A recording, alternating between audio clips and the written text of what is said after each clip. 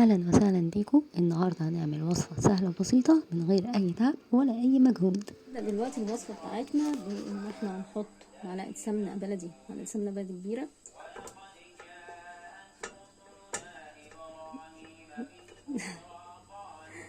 بسم الله.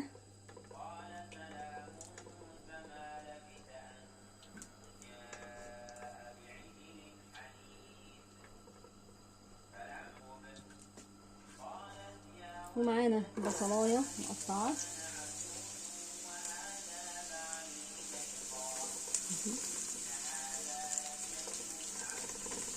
هنديها تحميره كده بسيطه وبعد كده نحط التوابل.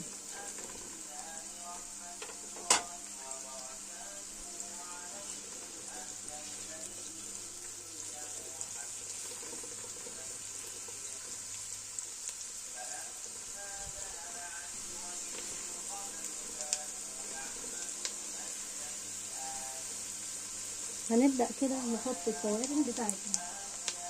التوابل بتاعتنا ايه هي؟ ورق لوري او ورق غار، معانا كمان قرفة، عود قرفة كده، 4 فصوص حبهان، معلقة فلفل صغيرة، معلقة بابريكا، كاري كركم وجنزبيل وحاجة بسيطة قرفة ناعمة، وكمان بهارات كبسة وشوية الملح. هقلبهم كده مع البصلاية تقليبة.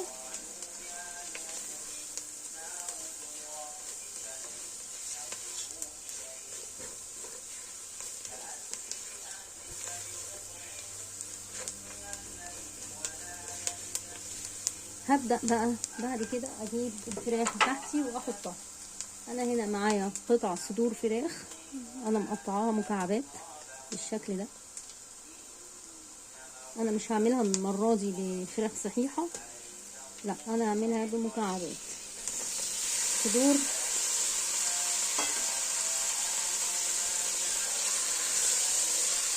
هقلبها واشوحها مع البصلة والتوابل بتاعتي عشان تتنكل كويس.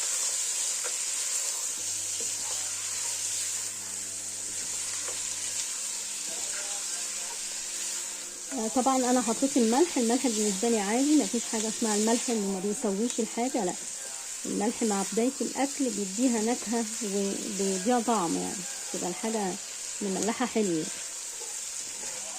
مش تاخد غلوه واحده كده بس وخلاص في الملح وخلاص، لا، الملح من البدايه معاها بيديها نكهه حلوه. كده بشوح الفراخ كلها.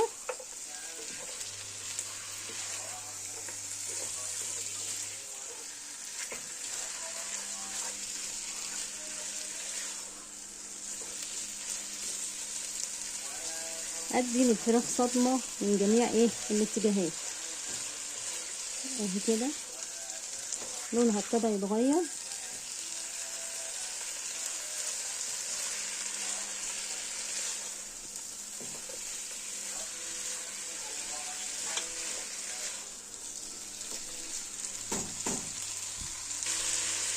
اهو كده الفراخ كلها خدت تحميره كده خفيفه، تشويحه خفيفه كده من جميع الجهات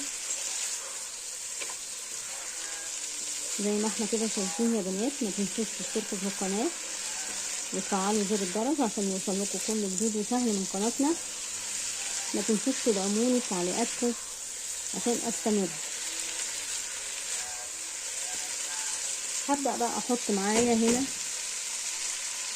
نص كوبايه من صلصه الطماطم الجاهزه اللي هي الصبحه الطازه، يعني جبنا طماطم وعصرناها في الخلاط، مش الصلصه اللي هي جاهزه.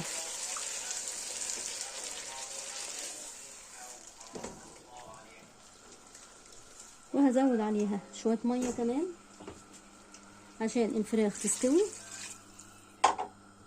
هسيبها بقى تاخد غلوتين كده مع بعضها كده، الفراخ تستوي شويه وبعد كده اروح حاطه الرز.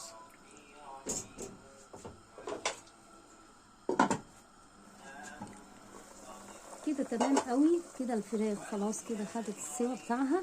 هبدأ احط الرز. معايا الرز مغسول ومتصفي كويس. بسم الله.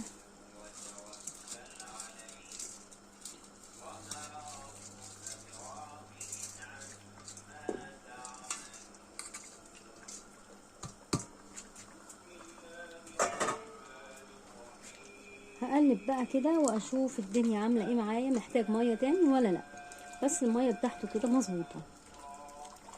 هقلب تقليبه كويسه واغطيه واسيبه عشان يستوي.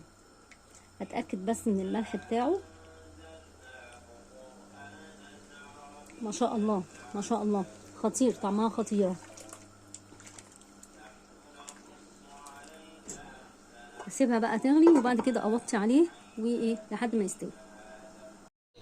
بقى معانا احلى مكبوسة الفراخ. يا ريت ما تنسوش تشتركوا في القناة وتفعلوا زر الجرس عشان يوصل لكم كل جديد وسهل من قناتنا. شكرا لكم وشكرا لمتابعتكم.